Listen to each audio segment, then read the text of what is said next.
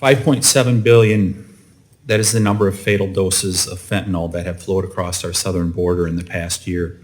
5.7 billion, enough fatal doses to kill the entire U.S. population 17 times over. The Biden administration's failed border policies have led to record numbers of migrant crossings and drug seizures reported this year.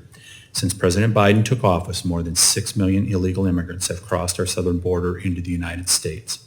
This crisis is now spilling onto our federal lands, which make up approximately 35% of the total 1,965 miles along the border. Large piles of trash, unauthorized trails, wildfires, and even illegal marijuana grow sites are degrading our public lands and imperiling recreation and access for every American. Enough is enough.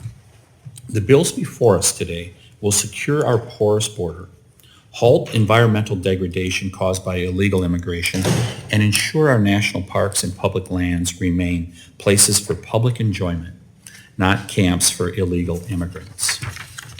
I'd like to highlight legislation we will consider during today's hearing that I'm offering, the Trashed Border Act. As somebody who has seen and been to our southern border many times, I can speak firsthand to the amount of trash that piles up as a result of illegal immigration. It's estimated that each illegal immigrant will discard between 6 to 8 pounds of trash as they illegally cross our border.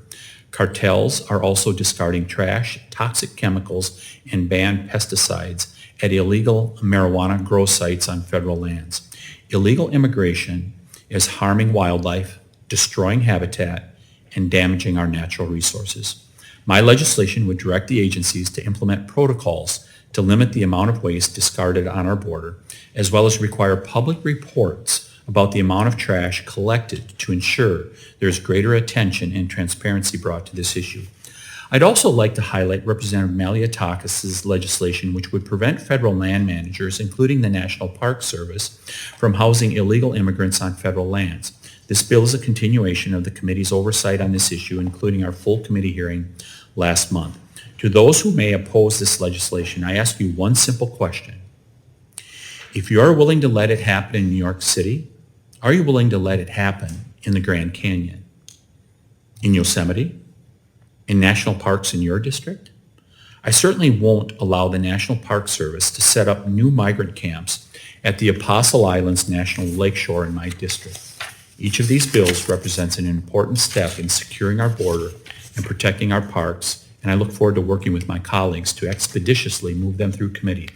Before I yield to the ranking member, I'd like to express my disappointment at the empty chair at our witness table for the Department of Interior and where they're supposed to be. Following standard practice, this subcommittee gave Department more than 2 weeks' notice for today's hearing, and we worked diligently to accommodate a witness from any of the department's bureaus.